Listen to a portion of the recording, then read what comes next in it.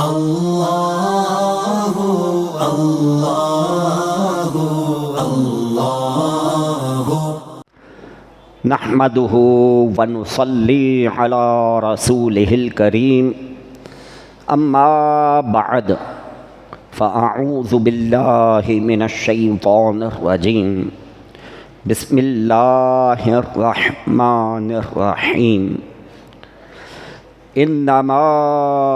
يعمر مساجد الله من آمن بالله واليوم الآخر صدق اللہ العظیم۔ اللہ تبارک و تعالی نے مسجدوں کو آباد کرنے والوں کی شان بیان فرمائی ہے اور ارشاد ہوتا ہے انما یعمر مساجد اللہ، بے شک اللہ عز و جل کی مسجدوں کو وہی آباد کرتا ہے من آمن باللہ والیوم الآخر، جو اللہ عز و جل اور آخرت کے دن پر ایمان لائے۔ قرآن پاک کی اس آیت مبارکہ کے جزو سے ایک بات تو بالکل واضح ہو گئی کہ جو مسجدوں سے محبت رکھتے ہیں، مسجدوں کے ساتھ خیر خواہی کرتے ہیں، مسجدوں کو آباد رکھتے ہیں، تو یہ ان کا جو عمل ہے وہ ان کے ایمان والا ہونے پر دلالت کرتا ہے کہ جس کو اللہ تبارک و تعالی کی ذات والا صفات پر کامل ایمان ہے، جو یوم آخرت کو حق مانتا ہے، وہی مسجدوں کو آباد رکھتا ہے۔ قبل اس کے کہ اس کے ضمن میں کچھ ایمان افروز باتیں میں آپ کی خدمت میں عرض کروں۔ مسجد اللہ کا گھر ہے اور خود رب تبارک و تعالی مسجدوں سے کیسی محبت فرماتا ہے، چنانچہ دو احادیث مبارکہ آپ کی سماعتوں کی نظر کرتا ہوں، توجہ کے ساتھ سماعت فرمائیے۔ پیارے آقا صلی اللہ تعالیٰ علیہ وآلہ وسلم ارشاد فرماتے ہیں احب البلاد الی اللہ مساجدها، او کما قال، ارشاد فرمایا بستیوں میں سب سے زیادہ محبوب اللہ عز و جل کے نزدیک مسجدیں ہیں۔ اور ایک اور جگہ پیارے آقا صلی اللہ تعالیٰ علیہ وآلہ وسلم ارشاد فرماتے ہیں خیر الاماکن مساجدها، او کما قال، ارشاد فرمایا سب سے زیادہ خیر والے مکان مسجدیں ہیں، یعنی مسجد ایسی جگہ ہے کہ ساری دنیا میں سب سے زیادہ جن مقامات سے اللہ تعالیٰ محبت فرماتا ہے وہ مسجدیں، اور دنیا میں بے شمار مکانات ہیں، لیکن جو مکان سب سے زیادہ خیر والا ہے وہ مسجد ہے۔ تو جو خوش نصیب مسجد کو آباد کرتا ہے تو وہ وہاں سے خیر و برکتیں پاتا ہے، جو خوش نصیب مسجد کو آباد رکھتا ہے اللہ تبارک و تعالی بھی اس کو اپنا محبوب بندہ بنا لیتا ہے۔ اب مسجد کو آباد رکھنا یہ کن معنوں میں ہے، علماء کرام نے اس کی کافی تفصیل بیان فرمائی ہے، چنانچہ اپنے سجدوں سے، اپنی عبادتوں سے مسجد کو مزین کرنا یہ مسجد آباد کرنے کے مترادف۔ مسجد کے اندر اس کی صفائی ستھرائی کا خیال رکھنا اور مسجد کی نظافت کا خاص طور پر اہتمام رکھنا، یہ مسجد کو آباد کرنا کہلاتا ہے۔ مسجد کے ساتھ خیر خواہی کرنا اور جو مساجد کے اندر ضروریات کی چیزیں ہیں ان کو فراہم کرنا، یہ مسجدوں کو آباد کرنا کہلاتا ہے۔ مسجد کے اندر صفائی ستھرائی یہ ہر مسلمان کی ذمہ داری ہے۔ اپنی سہولت کے لیے ہم نے مسجدوں میں خدام کو مقرر کیا ہوا ہے کہ وہ مسجد کی خدمت کرتے ہیں، لیکن تمام ذمہ داری انہی پر ڈال دینا کہ بس یہ انہی کی ذمہ داری ہے، ایسی بات نہیں ہے۔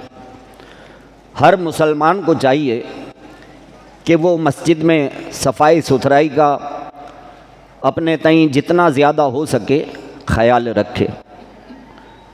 فی زمانہ صورتحال ایسی ہے کہ لوگ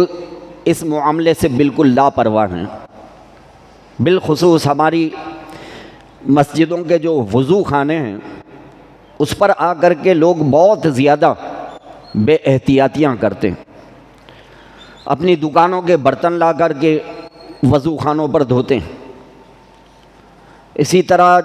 جو پان گٹکا کھاتے ہیں وہ پی کے مار مار کے جو ہے وہ وضو خانے گندے کرتے ہیں۔ جو چوئنگم کھاتے ہیں وہ چوئنگم تھوک تھوک کے جاتے ہیں، اور چوئنگم ایسا ہے کہ یہ پانی پڑنے سے اور زیادہ کڑک ہو جاتا ہے، یہ آگے جا کے جالیوں میں پھنس جاتا ہے، اور نالیوں کے بلاکیج جو ہے وہ اس چوئنگم کی وجہ سے ہوتے ہیں۔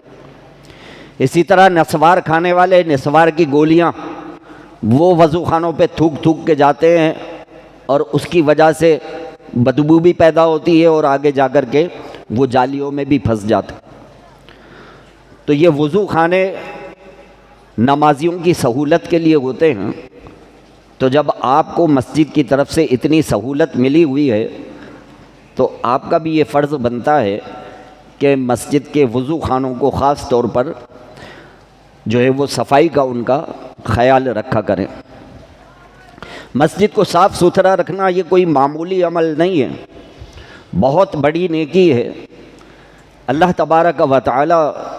اس کی جو جزا عطا فرماتا ہے وہ ہمارے وہم و گمان سے بھی باہر ہے۔ حضور نبی کریم صلی اللہ تعالی علیہ وآلہ وسلم جب مدینہ منورہ میں تشریف لائے تو مدینہ منورہ میں آنے کے بعد سب سے پہلا کام جو پیارے آقا صلی اللہ علیہ وآلہ وسلم نے کیا وہ مسجد نبوی کی تعمیر کا کام تھا۔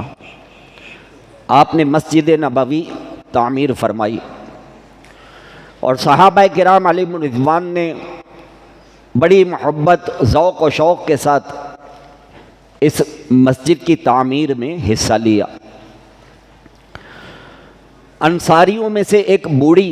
صحابیہ تھیں، وہ مسجد نبوی سے بہت محبت فرماتی تھی، اور ان کا یہ معمول تھا کہ جب کوئی مسجد میں نہیں ہوتا تھا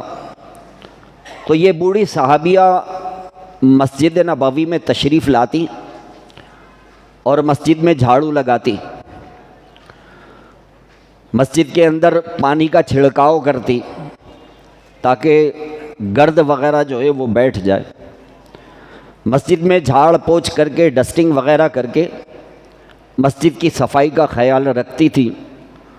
اور ان کو مسجد نبوی سے بہت زیادہ محبت تھی۔ ان بوڑھی صحابیہ کا انتقال ہو گیا۔ جب ان کا انتقال ہوا تو جو ان کے صاحبزادے تھے اپنی ماں سے بہت زیادہ محبت فرمایا کرتے تھے، تو اپنی ماں کے انتقال پر بہت زیادہ غمزدہ رہنے لگے۔ ایک دن کیا ہوا کہ پیارے آقا صلی اللہ تعالیٰ علیہ وآلہ وسلم مسجد نبوی میں جلوہ افروز تھے، دیگر اور بھی صحابہ کرام علیہم رضوان وہاں موجود تھے۔ اسی بوڑھی صحابیہ کہ جو مسجد نبوی شریف کا بہت زیادہ خیال رکھتی تھی، صفائی ستھرائی کرتی تھیں، ان کا انتقال ہو گیا تھا، تو ان کے جو نوجوان بیٹے تھے وہ آئے مسجد نبوی میں سلام کیا اور سلام کرنے کے بعد ایک طرف کونے میں غم زدہ ہو کر کے بیٹھ گئے۔ پیارے آقا صلی اللہ تعالیٰ علیہ وآلہ وسلم نے ان کی طرف توجہ فرمائی، مسکرائے، اور مسکرا کے آپ صلی اللہ علیہ وآلہ وسلم نے ارشاد فرمایا، کیا بات ہے،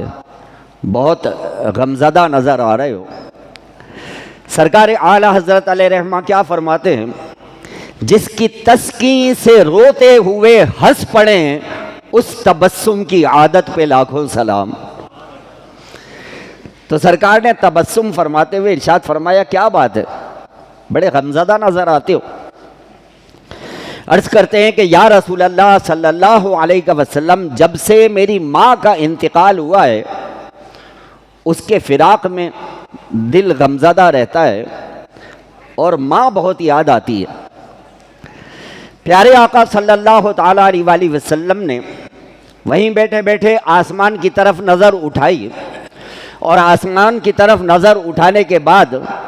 آقا ارشاد فرماتے ہیں، کیا تیری ماں وہی تو نہیں تھی جو ہماری مسجد میں آ کر جھاڑو لگایا کرتی تھی، ہماری مسجد میں آ کے صفائی ستھرائی کیا کرتی تھی، کیا وہی تو تیری ماں نہیں تھی؟ وہ صحابی کہتے ہیں کہ ہاں ہاں یا رسول اللہ صلی اللہ علیہ وسلم، وہی میری ماں تھی جو مسجد میں آ کے جھاڑو لگاتی تھی اور مسجد کی صفائی ستھرائی کرتی تھی۔ پیارے آقا صلی اللہ علیہ وآلہ وسلم ارشاد فرماتے ہیں، خوش ہو جا، اپنی مسجد میں صفائی ستھرائی کرنے کا صلہ میں یہ دیکھ رہا ہوں کہ تیری ماں جنت کے باغوں میں سیر کر رہی ہے۔ فرمایا کہ ہماری مسجد میں آ کے جو وہ صفائی ستھرائی کیا کرتی تھی، اللہ تعالیٰ نے اس کو یہ صلہ دیا ہے کہ میں دیکھ رہا ہوں کہ تیری ماں جنت کے باغوں میں سیر کر رہی ہے۔ سبحان اللہ۔ ایک بات تو یہ پتہ چلی کہ مسجد میں صفائی ستھرائی کرنے کی جو جزا ہے نا،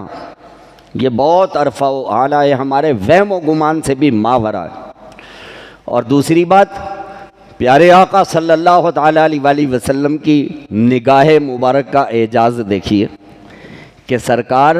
مدینہ منورہ میں تشریف فرمائے، مسجد نبوی میں، کہاں آسمان، پہلا، دوسرا، تیسرا، چوتھا، پانچواں، چھٹا، ساتواں، 7 آسمان، اور 7 آسمان کے اوپر جنت۔ غور تو کیجئے کہ نبی کریم صلی اللہ تعالیٰ علیہ وآلہ وسلم کی نگاہ مبارک کا اعجاز یہ ہے کہ خود زمین پر بیٹھے ہوں مسجد نبوی میں، نظر اٹھائیں تو یہ بھی دیکھ لیتے ہیں کہ جنت میں کیا ہو رہا ہے اور جنت میں جنتی کیا کر رہے ہیں۔ سر عرش پر ہے تیری گزر، دل فرش پر ہے تیری نظر، ملکوت و ملک میں کوئی شے نہیں وہ جو تجھ پہ عیاں نہیں۔ تو مسجدوں کو آباد رکھنا یہ اللہ تبارک و تعالیٰ کو بہت پسند ہے۔ رب کریم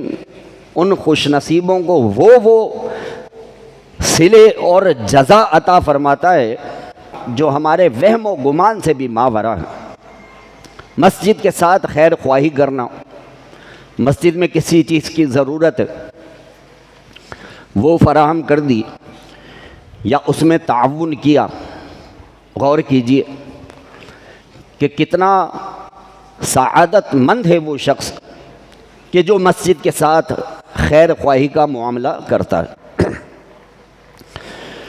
حضور نبی کریم صلی اللہ تعالیٰ علیہ وآلہ وسلم نے جب مسجد نبوی شریف تعمیر فرمائی تو شروع میں کیا ہوتا تھا کہ مغرب کے وقت اور عشاء کے وقت اور فجر کے وقت مسجد میں چراغ جلائے جاتے تھے۔ اندھیرا ہوتا تھا نا، مغرب کے بعد بھی کافی اندھیرا ہو جاتا ہے، عشاء میں تو اور زیادہ اندھیرا ہو جاتا ہے، اور فجر کی جو نماز ہوتی ہے وہ طلوع آفتاب سے پہلے ہوتی ہے تو اس وقت بھی اندھیرا ہو جاتا ہے۔ تو مسجد کے اندر جو ہے وہ چراغ جلائے جاتے تھے۔ تو جب چراغ جلائے جاتے تھے، موم بتی وغیرہ، تو اکثر ایسا ہوتا تھا کہ ہوا جب چلتی تھی تو وہ چراغ بجھ جاتے تھے۔ حضرت سیدنا بلال رضی اللہ تعالی عنہ کی یہ ذمہ داری تھی کہ جب بھی کوئی چراغ بجھتا تھا تو یہ اٹھ کر فوراً اس چراغ کو جلایا کرتے تھے۔ مشہور صحابی حضرت سیدنا تمیم داری رضی اللہ تعالی عنہ، یہ تجارت کے سلسلے میں ایک مرتبہ ملک شام پہنچے تو ملک شام کے بازار میں آپ نے ایسے چراغ دیکھے کہ جن کے اوپر شیشے کے گلاس جو ہے وہ رکھ دیے جاتے تھے، جس سے چراغ بجھتا نہیں ہے، جس کو کہ ہم آج کل اپنی زبان میں لیمپ کہتے ہیں۔ شیشے کا ایک گلاس جیسا ہوتا ہے، اوپر سے کھلا ہوا ہوتا ہے، تو وہ لیمپ ٹائپ کے جو ہے وہ چراغ تھے۔ تو حضرت سیدنا تمیم داری رضی اللہ تعالیٰ عنہ نے جب وہ چراغ دیکھے، سب سے پہلے جو خیال ان کے دل میں آیا، یہ چراغ اگر آقا کی مسجد نبوی میں جلائے جائیں تو کتنا اچھا لگے گا۔ حضرت سیدنا تمیم داری رضی اللہ تعالیٰ عنہ نے وہاں سے شیشے کے وہ گلاس والے چراغ خریدے، روئی خریدی، اور وہ جو شیشے کے گلاس تھے ان کو روئی کے اندر اچھی طرح سے پیک کیا تاکہ یہ ٹوٹے نہیں، اور وہ چراغ لے کر کے جب حضرت سیدنا تمیم داری رضی اللہ تعالیٰ عنہ واپس مدینہ منورہ میں تشریف لائے تو عشاء سے پہلے کا وقت تھا۔ پہلے مسجد نبوی شریف میں پہنچتے ہیں اور جا کر کے اپنے ہاتھوں سے وہ جتنے چراغ لے کر کے آئے تھے، وہ شیشے کے گلاس والے لیمپ، آپ نے جگہ جگہ ان کو روشن کیا۔ تو مسجد نبوی شریف میں ماشاءاللہ بہت اچھی روشنی ہو گئی۔ حضور نبی کریم صلی اللہ تعالیٰ علیہ وآلہ وسلم جب عشاء کی نماز پڑھانے کے لیے مسجد نبوی شریف میں تشریف لائے اور آپ نے روشنی کا اتنا اچھا انتظام دیکھا، وہ لیمپ دیکھے تو سرکار بہت خوش ہو گئے، اور آپ نے ارشاد فرمایا، یہ تو بتاؤ کہ کس نے ہماری مسجد کو روشنی سے منور کیا ہے۔ ارشاد فرمایا، بتاؤ کس نے ہماری مسجد کو روشنی سے منور کیا ہے؟ تو کسی نے عرض کی کہ یا رسول اللہ صلی اللہ علیہ وسلم، یہ تمیم داری ہیں جو کہ ملک شام سے آئے، وہاں سے یہ چراغ لے کر کے آئے ہیں اور انہوں نے یہ چراغ لگائے ہیں۔ سرکار ارشاد فرماتے ہیں کہ اے تمیم داری، جس طرح سے تو نے ہماری مسجد کو روشنی سے منور کیا ہے، میرا رب تیری قبر کو بھی اپنے نور سے اسی طرح منور فرما دے۔ دعا دی ان کو کہ اے تمیم داری،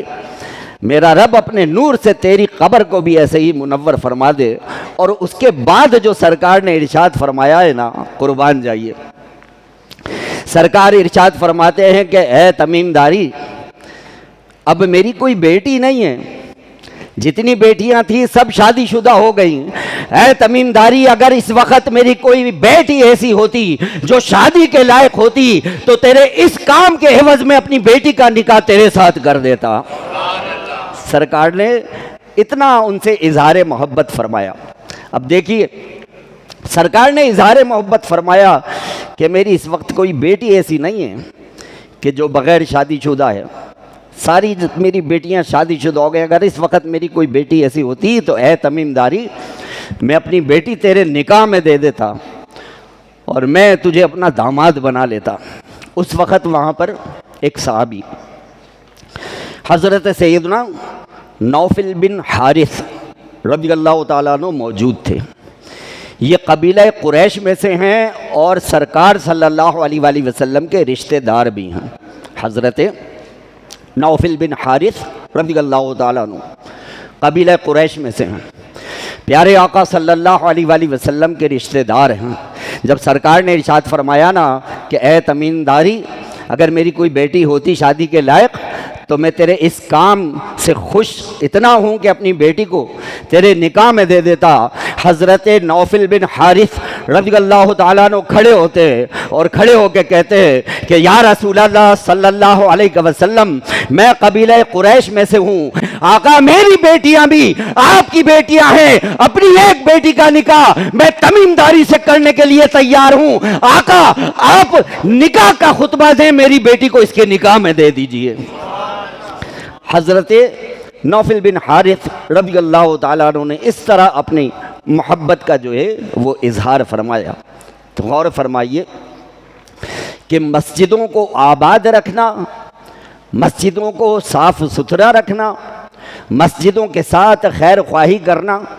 یہ ہر مسلمان کا کام ہے، اور اس کی جزا اتنی عرفہ و اعلیٰ ہے کہ ہمارے وہم و گمان سے بھی ماورا ہے۔ خلیفہ بغداد خلیفہ ہارون رشید، اس کے دربار میں سے کئی سفراء جو ہیں وہ روم وغیرہ سفر کیا کرتے تھے، تو جب وہاں سے واپس آتے تو خلیفہ بغداد سے ہارون رشید سے یہ کہتے کہ اے خلیفہ، ہم روم سے آئے ہیں اور روم کے جو نصرانی ہیں وہ اپنے کلیسا جو ہیں وہ بڑا اس کو شان و شوکت کے ساتھ تعمیر کرتے ہیں، اور ان کے کلیسا بہت ہی جو ہے وہ بڑے بڑے ہوتے ہیں اور بڑا ان کے اوپر جو ہے وہ خرچہ کرتے ہیں، تو ہماری بھی یہ خواہش ہے کہ اے خلیفہ آپ بھی بغداد کے اندر جو ہے وہ کوئی ایک ایسی مسجد تعمیر کریں کہ جو بڑی عالی شان ہو، شان و شوکت والی ہو، تاکہ روم سے جو سفراء ہمارے شہر میں آتے ہیں، ہمارے دارالخلافہ میں آتے ہیں، وہ ہماری مسجدوں کو دیکھیں تو ان پر بھی جو ہے وہ ہمارے دین کا، مذہب کا، ہماری مسجدوں کا رعب پڑے۔ تو یہ بات خلیفہ ہارون رشید کو جو ہے وہ بہت پسند آئی۔ اس نے کہا ٹھیک ہے، بغداد کے اندر ایک عالی شان مسجد جو ہے وہ بنائی جائے گی کہ جو ہماری سلطنت، ہماری خلافت، ہمارے دارالخلافہ کے شایان شان ہو۔ اور بادشاہ خلیفہ ہارون رشید نے یہ اعلان کر دیا کہ یہ جو مسجد بنے گی وہ ٹوٹل میرے خرچے پہ بنے گی، کوئی اس کے اندر حصہ نہ ملا ہے۔ اب مسجد کی جو ہے تعمیر شروع ہو گئی، بڑی اچھی سی جگہ دیکھ کر، اور بڑے زور و شور سے مسجد کی تعمیرات کا جو ہے وہ سلسلہ شروع ہو گیا۔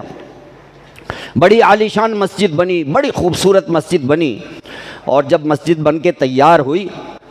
تو سب لوگ دیکھ کے بہت خوش ہوئے کہ ہمارے دارالخلافہ بغداد میں بھی ایسی عظیم الشان جو ہے عالی شان مسجد جو ہے وہ تعمیر ہوئی ہے۔ اس مسجد کا افتتاح ہوا، بڑے بڑے علماء کرام جو ہے وہ تشریف لائے اس کے افتتاح میں۔ خود بنفس نفیس خلیفہ ہارون رشید وہ مسجد کے افتتاح میں گیا، وہاں پہ نماز پڑھی اور بڑا خوش ہوا۔ سب نے بڑی تعریف کی کہ خلیفہ ہارون رشید ماشاءاللہ آپ نے بڑی اچھی مسجد بنائی ہے، کتنے پیارے مینار ہیں، کیا محراب بنائی ہے، کیسا ممبر ہے، کیسے دروازے ہیں، ایسی کھڑکیاں ہیں، ایسا فرش ہے، ایسا قالین ہے، سب نے خوب تعریف کی بادشاہ خلیفہ ہارون رشید کی۔ خلیفہ ہارون رشید بھی بڑا خوش ہوا۔ اس رات جب خلیفہ ہارون رشید سویا تو کیا دیکھتا ہے کہ جنت کے محل ہیں، اور جنت کے اندر طرح طرح کے جو ہے وہ عظیم الشان مکان بنے ہوئے ہیں اور محلات ہیں، اور ان محلات پر لکھا ہوا ہے کہ بغداد میں جو وہ مسجد خلیفہ ہارون رشید نے بنائی ہے نا، تو اس کا مینار بنانے کے صلے میں خلیفہ ہارون رشید کے لیے یہ محل ہے، ممبر بنانے کے صلے میں خلیفہ ہارون رشید کے لیے یہ والا مکان ہے، کھڑکیاں دروازے اس کی آرائش پر خلیفہ ہارون رشید کے لیے یہ والا محل ہے۔ اور انہی محلات کے اندر ایک اور شخص کا نام لکھا ہوا ہے کہ بغداد کا فلاں شخص جو ہے تو اس کے لیے بھی جو ہے جنت کے اندر یہ محل بنایا گیا۔ خلیفہ ہارون رشید کی آنکھ کھل گئی۔ جب آنکھ کھلی تو یہ پہلے تو اپنے خواب پہ بڑا خوش ہوا کہ مسجد بنانے کا اللہ تبارک و تعالیٰ نے میرے لیے یہ صلہ جو ہے وہ تیار کیا ہے۔ پھر وہ سوچنے لگا کہ میں نے تو اعلان کر دیا تھا کہ اس مسجد کے اندر جو ہے وہ کوئی حصہ نہیں ملائے گا، صرف میرے خرچے پر یہ مسجد بنے گی، تو اتنے جو محلات تھے تو ان محلات کے اندر وہ کون سا ایسا شخص ہے کہ جس کا مکان شامل کر دیا گیا ہے۔ اس نے سوچا تو نام یاد آ گیا، اس کا نام لکھا ہوا تھا محل کے جو ہے وہ محراب کے اوپر۔ تو اس نے اپنے جاسوسوں کو بلایا اور جاسوسوں کو بلا کے خلیفہ ہارون رشید نے کہا کہ جاؤ اس نام کے آدمی کو بغداد میں تلاش کرو اور بغداد میں تلاش کر کے میرے دربار میں لے کے آؤ۔ جاسوس پھیل گئے پورے بغداد کے اندر، اور اس شخص کو کہ جس کا نام اور پتہ خلیفہ ہارون رشید نے لکھا ہوا دیکھا تھا اس محل کے دروازے اور محراب پر، اس شخص کو پکڑ لیا۔ وہ ایک غریب سا مزدور شخص تھا جو کہ بغداد کے اندر مزدوری کیا کرتا تھا۔ خلیفہ ہارون رشید کے دربار میں اس مزدور کو لایا گیا اور خلیفہ کے سامنے کھڑا کر دیا گیا۔ اب وہ مزدور تھر تھر کانپ رہا ہے کہ پتہ نہیں مجھ سے کون سی غلطی ہو گئی ہے جو مجھے بادشاہ کے سپاہی اور جاسوس پکڑ کے لے آئے ہیں اور بادشاہ کے سامنے، خلیفہ ہارون رشید کے سامنے مجھے کھڑا کر دیا۔ خلیفہ ہارون رشید نے اس کی طرف دیکھا اور دیکھ کے کہا، سچ سچ بتانا کہ جو میں نے مسجد تعمیر کی ہے، میں نے اعلان کر دیا تھا کہ اس مسجد کی تعمیر میں کوئی حصہ نہیں لے گا، لیکن یہ بتا کہ تو نے کیا ایسا کام کیا ہے کہ تو نے اس مسجد کی تعمیر میں حصہ ملایا ہے۔ تو وہ مزدور جو تھا وہ کہنے لگا کہ حضور، جب میں نے سنا کہ آپ بغداد کے اندر ایک عظیم الشان عالی شان مسجد بنا رہے ہیں تو میرے دل میں بھی یہ خواہش ہوئی کہ میں بھی کچھ اپنا حصہ ملا لوں، لیکن آپ کا اعلان تھا کہ کوئی اس میں حصہ ملائے گا نہیں۔ ایک دن میں نے مزدوری کی اور مجھے مزدوری کچھ زیادہ مل گئی جو کہ میرے اس دن کے ضروریات سے زیادہ تھی، تو جو زیادہ پیسے تھے ان زیادہ پیسوں سے میں نے 2 اینٹیں خریدیں۔ ان زیادہ پیسوں سے میں نے 2 اینٹیں خریدیں اور وہ 2 اینٹیں خریدنے کے بعد میں نے ان کو کپڑوں میں چھپایا اور جہاں مسجد کی تعمیر کی اینٹیں پڑی ہوئی تھی چپکے سے جا کے میں نے وہ 2 اینٹیں ان اینٹوں کے اندر شامل کر دی ہیں۔ بادشاہ میں نے بس یہ کام کیا ہے۔ خلیفہ ہارون رشید کی آنکھوں سے آنسو جاری ہو گئے، کہنے لگے تو نے جو وہ 2 اینٹیں اس مسجد کی تعمیر میں ملائی ہیں، خوش ہو جا، میں نے اس کا صلہ یہ دیکھا ہے کہ جنت میں اللہ تعالیٰ نے تیرے لیے محل بنا دیا ہے۔ میں نے خواب میں دیکھا ہے کہ اللہ تعالیٰ نے وہ 2 اینٹیں مسجد کی تعمیر میں ملانے کے صلے میں تیرے لیے جنت میں محل بنایا ہے۔ بادشاہ کہتا ہے کہ وہ 2 اینٹیں جو تو نے شامل کی تھیں ان کے پیسے مجھ سے لے لے اور وہ 2 اینٹوں کا حق مجھے دے دے۔ تو وہ مزدور کہتا ہے کہ بادشاہ میں اتنا سستا سودا نہیں کر سکتا، میری 2 اینٹوں کی برکت سے جب اللہ تعالیٰ نے جنت میں میرے لیے محل بنا دیا ہے تو اب انشاءاللہ میں جنت میں جا کے اسی محل میں رہوں گا۔ تو میرے پیارے بھائیوں ذرا غور تو کیجئے، ہم جو مسجد کا یہ چندہ ہوتا ہے ہم یہ سوچتے ہوں گے شاید کہ بھائی میرے 50 روپے دینے سے کیا ہو جائے گا، میرے 100 روپے دینے سے کیا ہو جائے گا۔ تو یاد رکھیے کہ اللہ تبارک و تعالیٰ کی بارگاہ یہ وہ بارگاہ ہے کہ یہاں پہ تعداد نہیں دیکھی جاتی، یہاں پر دل کا اخلاص دیکھا جاتا ہے۔ اللہ تعالیٰ کی بارگاہ میں دل کا اخلاص دیکھا جاتا ہے۔ اس مزدور نے اخلاص کے ساتھ صرف 2 اینٹیں ہی مسجد کی تعمیر میں لگائیں تو رب کریم نے اس کے اخلاص کا اس کو یہ صلہ عطا فرمایا کہ جنت میں اس کے لیے محل بنا دیا۔ تو مسجد کی جو خیر خواہی کے لیے اور مسجد کے انتظامی امور کے لیے چندہ کیا جاتا ہے تو اس میں آپ یہ مت سوچا کریں کہ میں 10 روپے دوں گا، 50 روپے دوں گا، 100 روپے دوں گا، اس سے کیا ہوگا۔ ارے اس سے تو وہ کچھ ہوگا کہ جو ہمارے دلوں اور وہم و گمان سے بھی ماورا ہے۔ اللہ تبارک و تعالی ہمارے اس اللہ کی راہ میں خرچ کیے ہوئے کو اپنی بارگاہ میں قبول فرمائے۔ انشاءاللہ ہماری دنیا بھی سنور جائے گی اور ہماری آخرت بھی سنور جائے گی۔ رب کریم سے دعا ہے جو کچھ سنا سمجھنے یاد رکھنے اس کے مطابق ہمیں عمل کی توفیق عطا فرمائے۔ وآخر دعوانا ان الحمد للہ رب العالمین۔ اگر آپ کو یہ ویڈیو پسند آئی ہو تو اس ویڈیو کو لائک کریں، کامنٹس کریں، شیئر کریں اور میرے اس چینل کو سبسکرائب کریں۔ جزاک اللہ خیر۔